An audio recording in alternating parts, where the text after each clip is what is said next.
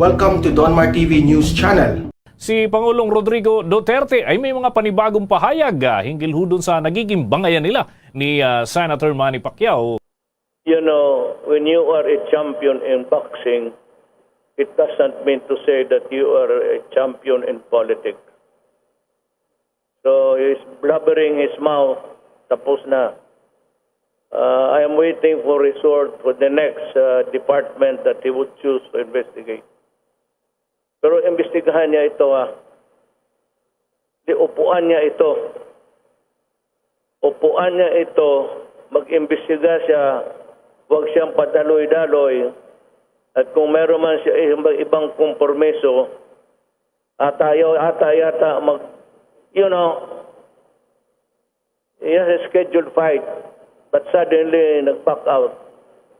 Probably he knows that he is too old for that. And failing in his boxing career, kung matalo siya, and others. But suddenly he could not maybe wait for the announcement that PDP will go for him. Ayun, nagwala. Nagsabi, corruption dito, corruption doon. He has been with government for so long a time as a senator.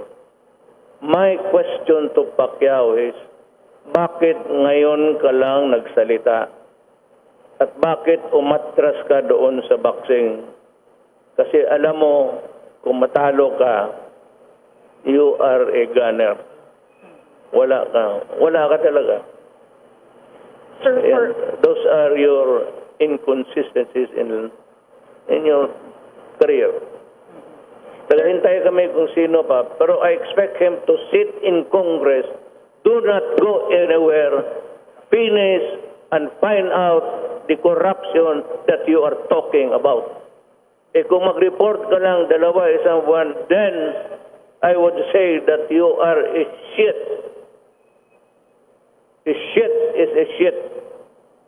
Magtrabaho ka, hiningi mo yan, nandyan yung mga papel, start investigating, do not go elsewhere. Comply first with your duty as a senator. Tapusin mo yan, nandyan yung mga papeles. Huwag kang pa-absent.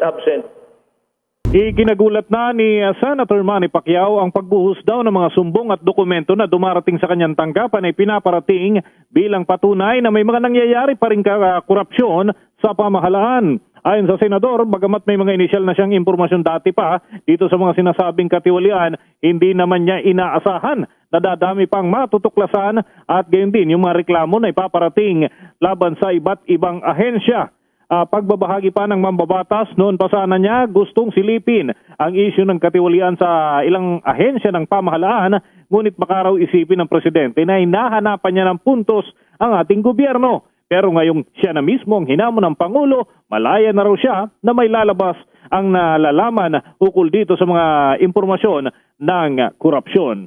Senator, regardless dito sa outcome nitong corruption investigation na gusto mo i-pursue, the remaining months ni Presidente Duterte, ikaw ba ay tutuloy regardless kung nasa PDP laban ka or kunwari tanggalin ka rin ang PDP laban, itutuloy mo pa rin ba ang presidential plan mo? alam mo, magdesisyon ako in the right time. Pero ang pagiging presidente ko sa partido, ginagampanan ko yung trabaho ko. Now, what violation na ginawa ko para magalit sila, para tanggalin nila ako? O, diba? Is that a due process? May due process ba yan yung gagawin nila? O baka sila mismo ang, itong si Cossy mismo ang hindi sumusunod sa due process? Yan lang po ang masasabi natin. Actually, Senator, ito kasi sila Cossy, pasensya na kayo. Pasensya na po kayo, Danny and Tony, no? Ito kasi si Cossy kasi parang yung sa panahon ni King Solomon, kung maalala niyo yung baby, yung pinakagawa ng dalawang nanay, ang sabi nung hindi totoong nanay, sabi niya, biakin na lang yung bata, putulin yung bata. Yun ang gusto ni Cossy. Yun ang gusto ni Cossy. Ang totoong nanay, ayaw niya masira ayaw niya mamatay yung bata. ayaw niya mamatay yung anak niya, yung totoong nanay. Pero itong si Rakusi, gusto niya biakin ang partido dahil wala siyang pagmamahal, wala siyang care sa ating partido na PDP. Yan ang totoo, for your information lang. So kung kayo ni Kusi ay yung nag-aaway na nanay, si Haring Solomon, si Pangulong Duterte po ba yan? Hindi natin alam.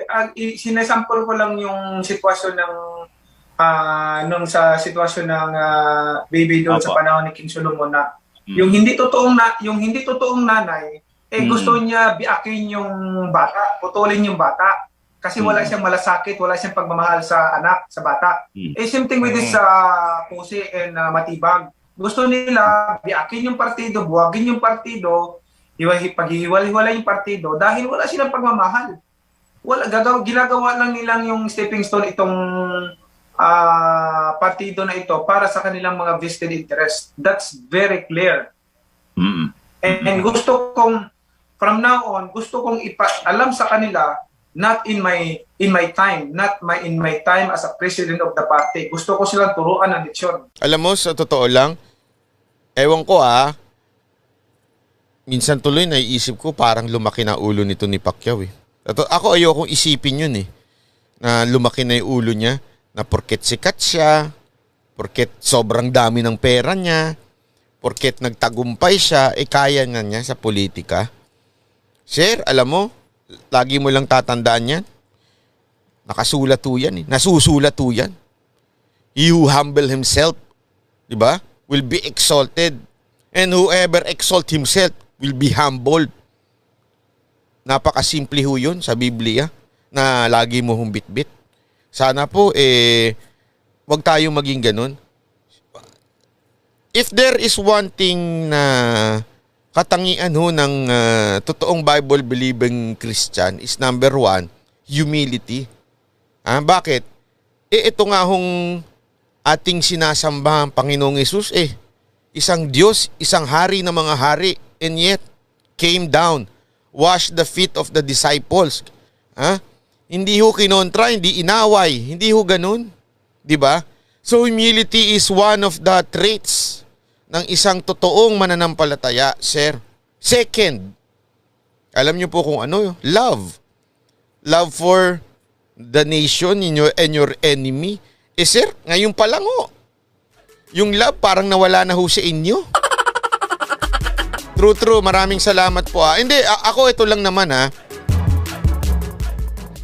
Kasi, first of all, we are commanded as Christians to respect the authority whether we like it or not. Ibig sabihin, kahit hindi natin kapartido, we have to respect the leaders. Why? There is no leader that was not appointed by God. That's what we believe in. Second, aside from that, yan mismo ay kasamahan mo sa partido mo. Tapos binabanatan mo ng baliwala, walang basihan. Anong klaseng akusasyon? Anong tawag mo dun? Slander yun eh. Diba? Sana naman po, sir, alam ko po you still have time to somehow repent. Alam mo yun, kung nagkamali ka, baka pwede mo naman ayusin. Yun lang po. Nagustuhan ni Matibag ang pahayag daw ni Pacquiao na 2 beses o higit pa ang katiwalian sa administrasyong Duterte kesa sa nagdaang administrasyon. Ang pahayag na ito ni Pacquiao makikita sa isang video. Sa totoo lang, ngayon talaga, kung ano yung corruption sa past administration yung kay Pinoy. Ayan kung ano daw yung corruption nung kay Pinoy, mas doble ngayon. Mas doble. Doble o sobra pa. Maniwala ka sa akin. Sabi ko, hindi ko makakain yung ginagawa ng mga ito. Doble o sobra pa. Maniwala ka sa akin. Sabi ko, hindi ko makakain yung mga ginagawa nito mga ito. Sinikap namin hinga ng Kasi ito I'm trying to understand Pacquiao. Okay?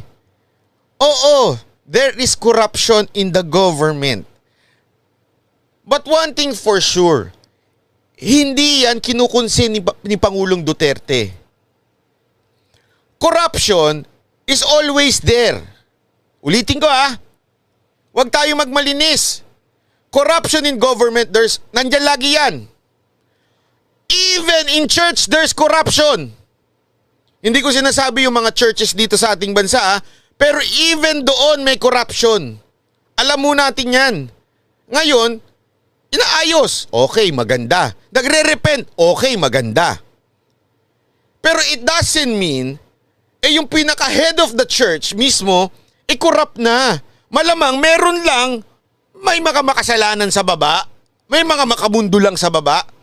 Ganon din po sa gobyerno. Ang gobyerno natin, hindi naman po tinetolerate ni Pangulong Duterte.